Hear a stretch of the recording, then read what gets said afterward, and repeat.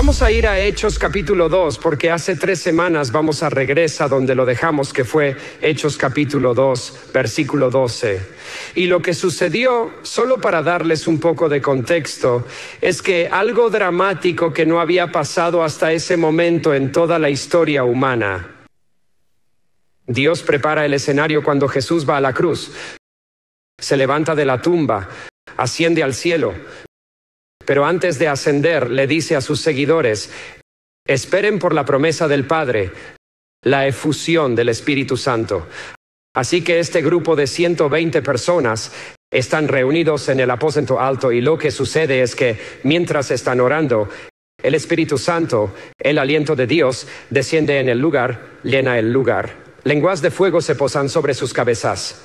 Se rodea vientos huracanados. Es como el sonido de un tornado F5. Ese tipo de sonido de tren llena ese espacio. Es tan dramático, tan ruidoso, que atrae la atención de la gente que se ha reunido para la fiesta judía de Pentecostés en las calles de Jerusalén. La ciudad está llena de gente y reconocen que algo realmente único está sucediendo. Y se reúnen alrededor de este grupo mientras están en los atrios del templo y se preguntan, ¿qué significa esto?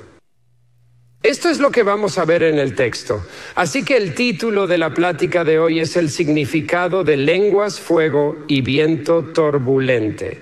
Así que el significado de lenguas, fuego, quizás has leído sobre eso. Tal vez usted ha oído hablar de ello. Tú estás como, yo no sé de qué se trata todo eso. He oído a alguien hablar en lenguas. He oído a alguien decir que hablaron en lenguas. ¿Qué significa eso? Esa es la pregunta que se hace. Y Pedro es el que da una respuesta. Mira esto en el versículo 12.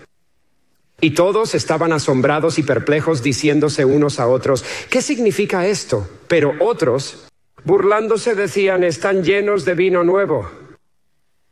Pero Pedro, de pie con los 11, alzó la voz y se dirigió a ellos. Ahora podemos detenernos aquí y reconocer lo loco que es que Pedro sea el que predique este sermón. ¿Por qué? Porque 50 o 60 días antes Jesús estaba siendo juzgado. Lo estaban escupiendo, lo golpeaban, se burlaban de él. Y Pedro estaba apostado fuera de la sala alrededor de la fogata. Y una joven le dijo, tú eres uno de ellos, eres uno de los seguidores de Jesús. Y Pedro no pudo tropezar consigo mismo tan rápido para negar a Cristo. Lo único que estaba defendiendo alrededor de esa fogata era ser un cobarde. Él no se pudo enfrentar a esta joven. Y ahora la Biblia dice que Pedro está de pie con los 11. Ahora la palabra griega para parado allí es istemi. No solo significa estar de pie, significa tomar una posición o hacer una posición.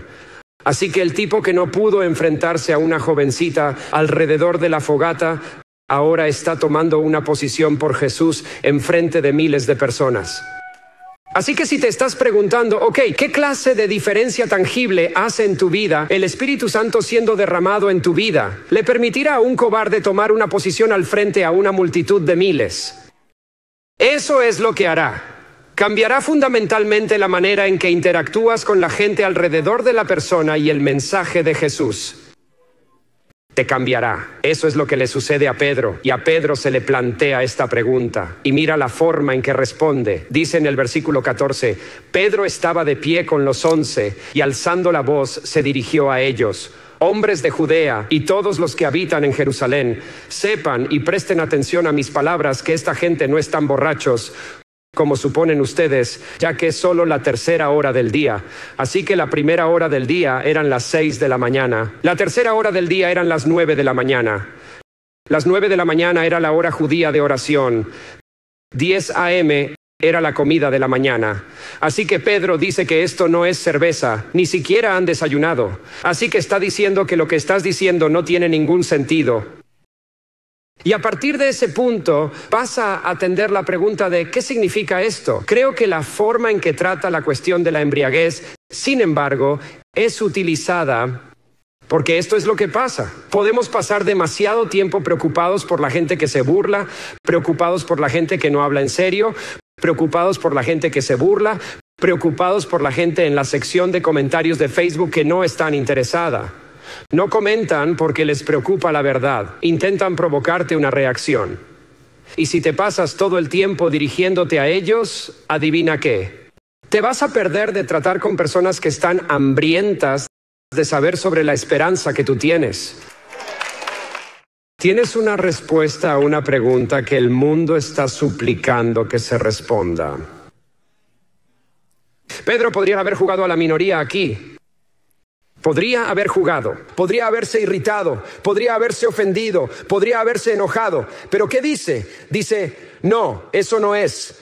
Y luego pasa a la cuestión del significado, porque va a pasar su tiempo hablando de la sustancia y reconoce, al igual que tú deberías reconocer, que la mayoría de la gente en tu lugar de trabajo, la mayoría de la gente en tu lugar de oficinas, la mayoría de la gente en tu vecindario están hambrientos por saber si hay una realidad en la fe que tú posees. Tienen hambre de saber.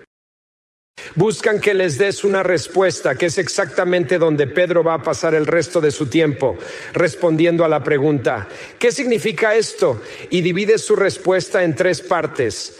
En este pasaje habla del plan de Dios, de la persona de Jesús y del camino hacia la salvación. Y la primera manera en que se dirige a la multitud es llevándolos al plan de Dios, el plan de Dios. Esto se ve en el versículo 16. Pero esto, realmente la frase allí en griego es que lo que se pronunció a través del profeta Joel. Así que señala a lo que van, ¿qué significa eso? Señala y dice, esto es aquello. Esto es lo que Joel en el Antiguo Testamento profetizó por el poder de Dios que sucedería en el futuro. Creo que es útil e instructivo que aprendamos del ejemplo de Pedro aquí cuando se le hace una pregunta, oye, ¿qué piensas de lo que está pasando aquí? ¿Qué significa esto? Él no dice, bueno, me alegra que me preguntes, soy un experto en esto, pasé mucho tiempo con Jesús, algo así como el equipo que está detrás de escena en todo eso, y en realidad un experto en que llegué a estar en el vestuario con él un montón de veces, después de los milagros, las enseñanzas, ese tipo de cosas.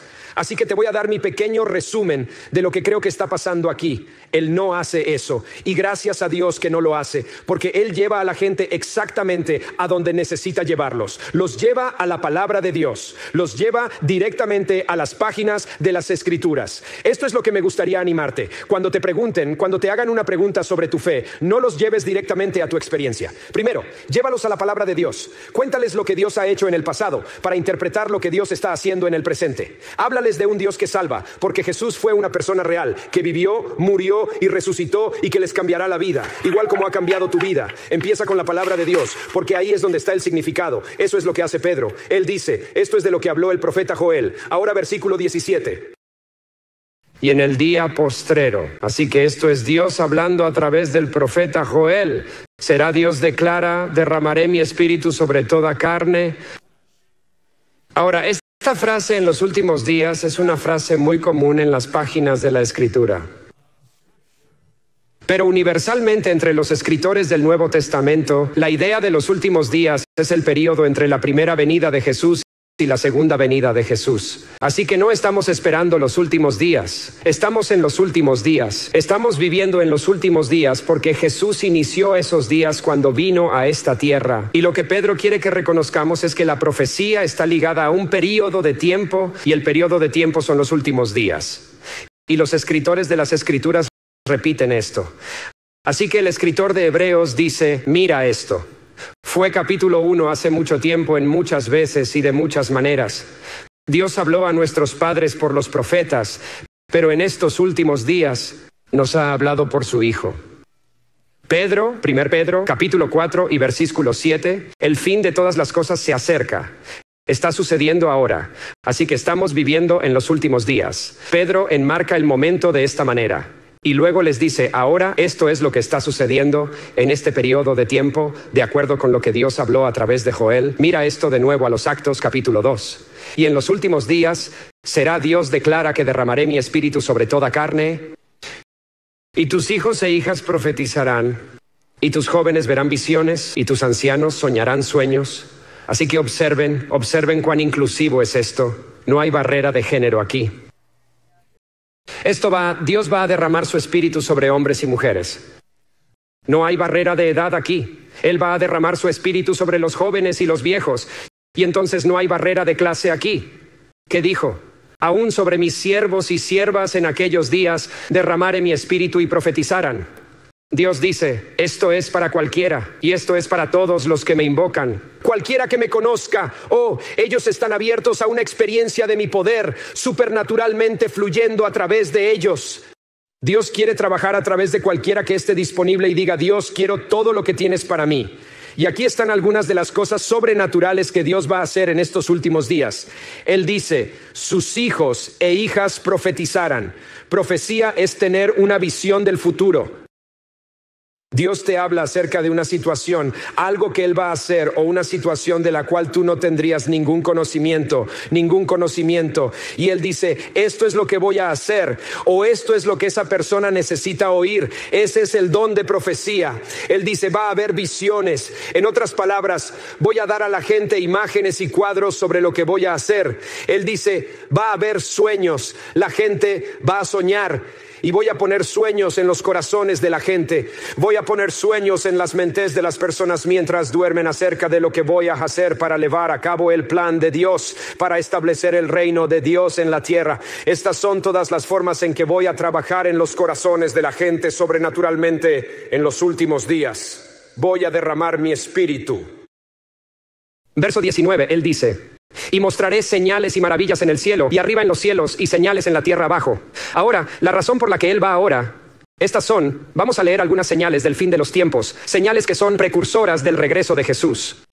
¿Por qué Pedro dejaría de hablar de profecía y visiones y sueños y los dones del Espíritu y luego ir directamente? Porque Él quiere que entiendas que los dones del Espíritu son para hoy.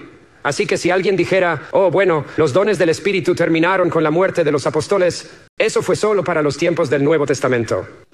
Pedro es como, no según Joel, porque Joel dijo, y mostraré mis maravillas en los cielos arriba y señales en la tierra abajo, fuego de sangre y vapor de humo. El sol se convertirá en tinieblas y la luna en sangre antes del día del Señor. El día del Señor es aquel día cuando Jesús regrese, la segunda venida de Cristo. Así que Él dice, todas estas cosas van a estar sucediendo antes del día del Señor, incluyendo los dones del Espíritu en operación en la vida de la iglesia.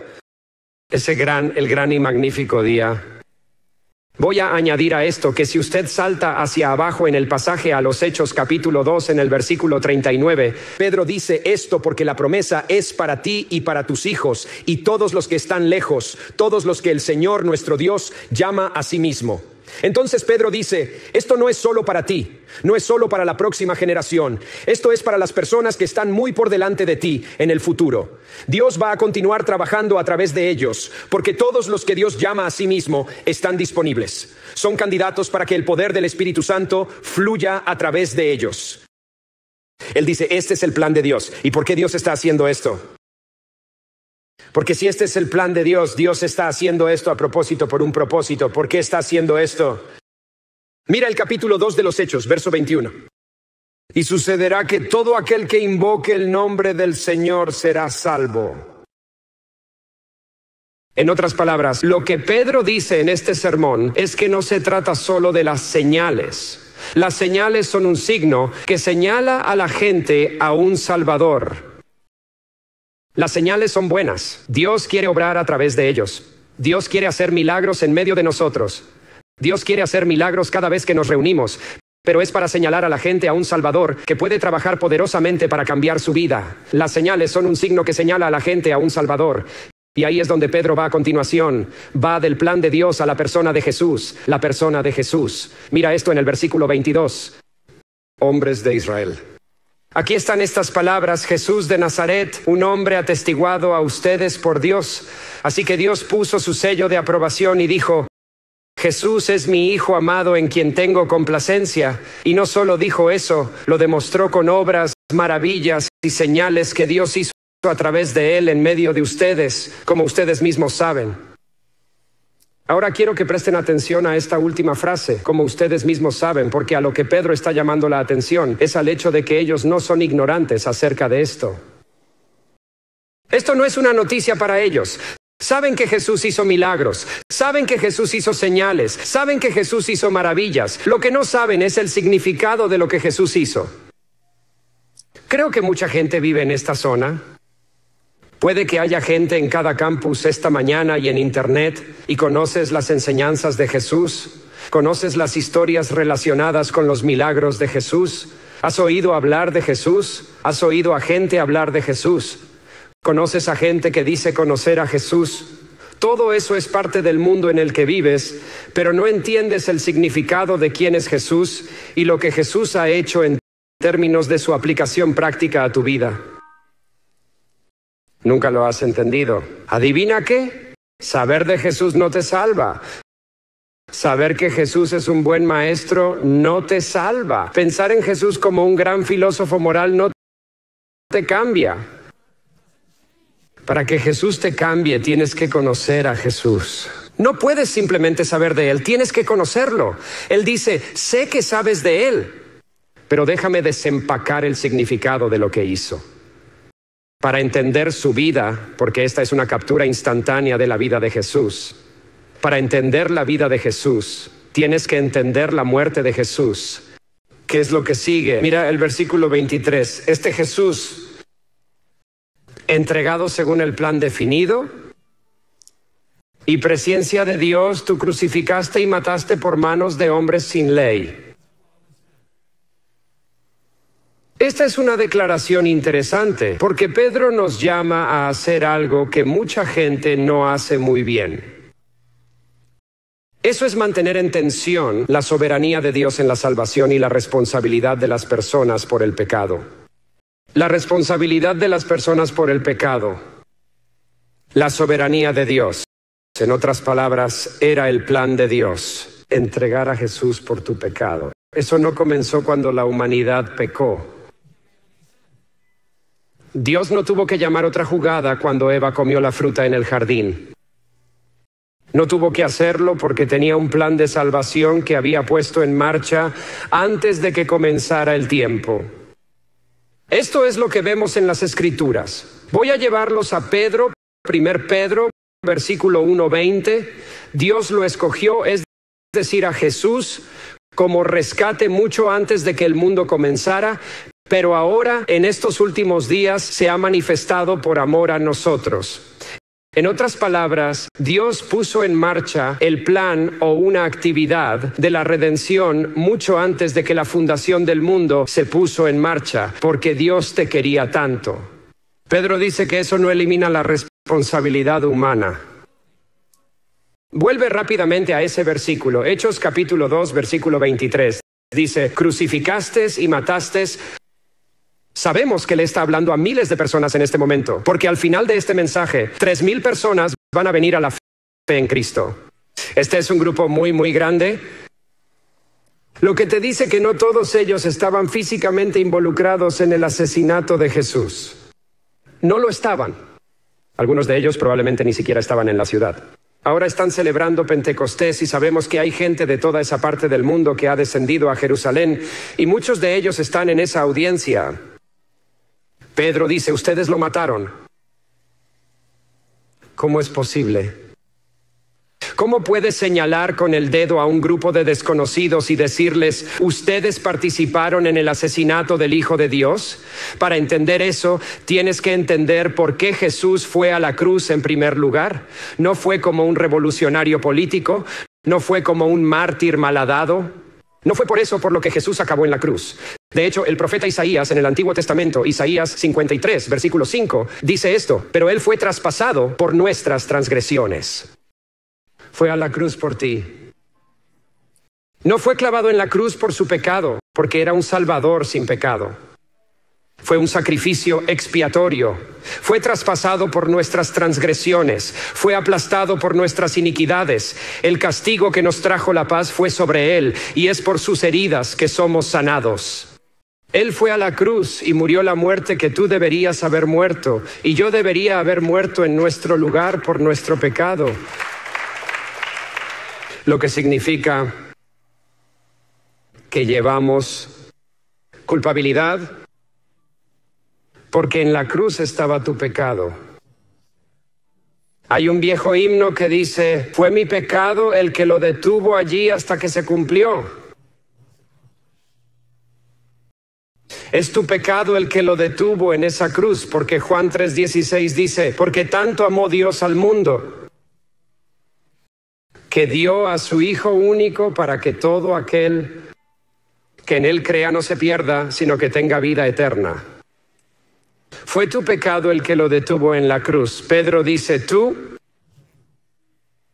crucificaste a Jesús. Él fue matado por manos de hombres sin ley, pero Él no se detiene en la muerte de Jesús, lo cual pienso que mucha gente termina deteniéndose en la muerte de Jesús, y entonces no entienden ni la vida de Jesús ni su muerte. Para entender la vida de Jesús tienes que entender la muerte de Jesús, pero para entender la muerte de Jesús tienes que entender la resurrección de Jesús. Es interesante que Pedro no pasa mucho tiempo en la muerte de Jesús. Se mueve rápidamente y dedica la mayor parte de su tiempo en la resurrección, porque la resurrección es la clave del cristianismo. Si no entiendes la resurrección, si todo lo que entiendes es la cruz, entonces no entiendes a Cristo, porque el poder está en el hecho de que sí fue a la tumba, pero no se quedó allí. Resucitó 3 días después.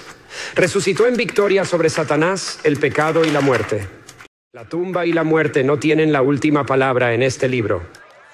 Pedro quiere que entiendan eso. Ve al verso 24, el poder de la resurrección, porque él va a apuntar a 2 realidades alrededor de la resurrección. Primero habla del poder. Dice, Dios lo resucitó, desatando los dolores de la muerte, porque no era posible que la muerte lo retuviera. Era imposible porque él era demasiado poderoso. Porque encerrado en Él, encerrado en su vida y su sacrificio, estaba tu redención y el plan de Dios para tu salvación puesto en marcha en la eternidad pasada. Si Él permanece muerto, entonces tú permaneces muerto y pasas la eternidad en el infierno. Resucitó victorioso sobre Satanás, el pecado y la muerte. Él quiere que esta audiencia predominantemente judía entienda esto, porque ellos se preguntan, ¿es Jesús realmente el Mesías? ¿Es Jesús el Hijo de Dios? Los lleva de vuelta al Antiguo Testamento. Esta es la profecía de su resurrección en el versículo 25, porque David dijo, este es el rey David en el Antiguo Testamento quien escribió los Salmos. Está citando el Salmo 16 y dice, en cuanto a él, vi al Señor. Y David está hablando en primera persona, proféticamente, en las palabras del Mesías, es decir, Jesús. Vi al Señor siempre delante de mí. Él está a mi derecha, para que yo no sea sacudido. Por eso se alegró mi corazón y se regocijó mi lengua. También mi carne habitará en la esperanza. Porque tú, esta es la parte clave, porque tú pues no abandonarás mi alma al Hades, ni dejarás que tu santo vea corrupción. En otras palabras, no me dejarás permanecer en la tumba. Me has dado a conocer las vías de la vida y me llenarás de alegría con tu presencia. No se trata de un lenguaje florido y poético. Se trata de una profecía mesiánica sobre la resurrección del Hijo de Dios. No es solo mi palabra, es la palabra de Pedro. Miren lo que dice Pedro. Pedro dice esto en el siguiente versículo cuando vas a Hechos, capítulo 2, en el versículo 29. Él va a interpretar para ellos lo que les acaba de decir del Antiguo Testamento. Él dice, hermanos, piensen en esto. Pueden estar seguros de que el patriarca David no se refería a sí mismo, no hablaba de él, pues murió y fue sepultado, y su tumba sigue aquí entre nosotros. Pero era profeta y sabía que Dios había prometido con juramento que un día uno de los descendientes del propio David se sentaría en su trono. David miraba al futuro y hablaba de la resurrección del Mesías. Decía que Dios no lo dejaría entre los muertos ni permitiría que su cuerpo se pudriera en la tumba. Alabado sea Dios. Dios resucitó a Jesús de entre los muertos y todos somos testigos de ello. Vamos, el final de la historia no es la tumba. No es la tumba. Dice que no puede aplicarse a David porque se trata de Jesús. Pero no se detiene en su resurrección, porque ese tampoco es el final de la historia. Dice que para entender su vida hay que entender su muerte. Para entender su muerte hay que entender su resurrección. Pero para entender realmente su resurrección, tienes que entender su exaltación. Mira esto, lo que escribe aquí, versículo 33, exaltado pues a la diestra de Dios, y habiendo recibido del Padre la promesa del Espíritu Santo, ha derramado esto que nosotros mismos estamos viendo y oyendo. Recuerden, todo esto es una respuesta a una pequeña pregunta. Ellos dijeron, ¿qué significa esto? ¿Qué significa esto? Él dice, está bien, ahora estamos regresando. Estamos volviendo a tu pregunta. Están preguntando qué significa esto. Significa que Jesús es el Rey de Reyes y el Señor de Señores. Significa que Jesús es el único Salvador de toda la humanidad. Él es quien perdona tus pecados y los aleja de ti tanto como el este del oeste. Significa que Jesús es el Señor. Eso es lo que significa. No se trata solo de lenguas. Oh sí, señales y maravillas son grandiosas. Es increíble ver el poder sobrenatural de Dios, pero siempre te estaba señalando a un Jesús exaltado. Siempre. Es por eso que luego cita el Salmo 1:10, porque realmente quiere que entiendan esto. Dice que David no ascendió a los cielos, pero él mismo dice, el Señor dijo a mi Señor, siéntate a mi derecha hasta que haga a tus enemigos tu escabel. ¿Cuántos de ustedes están contentos de que Dios ha hecho a tus enemigos y sus enemigos su escabel, que tu pecado está bajo sus pies? Tu pecado está en la tumba, tú no. Tu pecado se dirige al infierno y no tú. Alabado sea Dios por eso. Él dice, tienes que entender la persona de Jesús, si vas a entender el significado de Pentecostés. Así que la respuesta está envuelta en el plan de Dios y la persona de Jesús. Pero Pedro no se detiene allí porque en esta coyuntura de su mensaje quiere a alguien en esa multitud. Y muchos, porque 3,000 van a responder. Y no solo en esa multitud, porque está siendo inspirado por el Espíritu Santo mientras da este mensaje, para que un día el Espíritu de Dios ponga eso en un libro y termine en tu regazo. Esto es para ti. Que en esta coyuntura de su mensaje pasa de explicar lo que Jesús ha hecho a pedir una respuesta a lo que Jesús ha hecho. Porque una vez más, no basta con saber que Jesús hizo todo eso. No basta con ascender mentalmente a la historia de Jesús y al mensaje del Evangelio. En algún momento para cualquiera de nosotros, si vamos a abrazar no solo lo que Dios ha hecho, sino experimentar lo que quiere hacer en nosotros, tenemos que responder. Tú tienes que responder. Y eso es, mira lo que dice en el versículo 36. Que lo sepa toda la casa de Israel. Por lo tanto, que toda la casa de Israel, por lo tanto, sepan con certeza que Dios lo ha hecho Señor y Cristo. Ahí está Jesús a quien tú crucificaste. Mira lo que Pedro dice aquí. Él dice, pueden saber con certeza no solo quién es Jesús, sino lo que quiere hacer en tu vida. Tú dices, bueno, él realmente no dice eso. Bueno, es una comprensión de los términos que desbloquea el significado. Dice que lo ha hecho Señor y Cristo. ¿Puedes estar seguro de que lo ha hecho Señor y Cristo? Puedes estar seguro. No sé si estás aquí y no tienes una imagen borrosa de Jesús, o tal vez te lo has preguntado. No estás seguro de dónde estás puesto con Dios. Pedro dice, puedes saber con certeza que Él es Señor y Cristo. ¿Qué significa Señor? Señor es este término de gobernante de toda la creación. Eso es lo que significa en las Escrituras. La Biblia dice que vendrá un día. El apóstol Pablo escribe eso en el Nuevo Testamento, cuando toda rodilla se doblará, en el cielo y en la tierra y debajo de la tierra. No habrá ninguna parte en toda la creación donde la creación que Dios ha hecho no reconozca quién es y diga, Jesús es Señor para la gloria de Dios el Padre. Ese día viene, nuestro reconocimiento de la autoridad de Jesús, de la realeza de Jesús, de la regla de Jesús. Puedes saber con certeza que Jesús es el Rey, que quiere ser el Rey de tu vida. Pero dice que lo ha hecho Señor y Cristo. Ahora, Cristo no es el apellido de Jesús, es el título de Jesús. Él es el Cristo, el Hijo del Dios viviente. Cristo significa Salvador ungido. Usted puede saber con certeza, no solo que Él está a cargo, pero que Él se preocupa por ti. Que es lo suficientemente grande como para gobernar el universo. Es lo bastante grande como para presidir el espacio conocido y el espacio desconocido. Pero es lo bastante íntimo y personal como para preocuparse por tu salvación, tu eternidad y tu caminar con Él. No quiere que te quedes flotando por la vida diciendo, bueno, ojalá supiera lo que significa todo esto.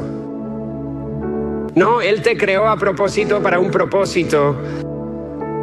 Pero ese propósito solo se encuentra en saber con certeza que Él es tu Señor y que Él es tu Salvador. Solo quiero preguntarte, ¿sabes? Es tan interesante que antes en este mensaje Pedro señala dos realidades que sería negligente de mi parte no mencionarlas de nuevo. Miren lo que dice en el versículo 17. En los últimos días, dice Dios, derramaré mi espíritu sobre todo el pueblo. Pedro incluye esto en parte porque quiere que entiendas que hay una urgencia aquí. Que el tiempo es corto, que el tiempo del regreso de Jesús se acerca, que incluso si Jesús no regresa hoy, no tienes garantizado otro día para responder al mensaje del Evangelio.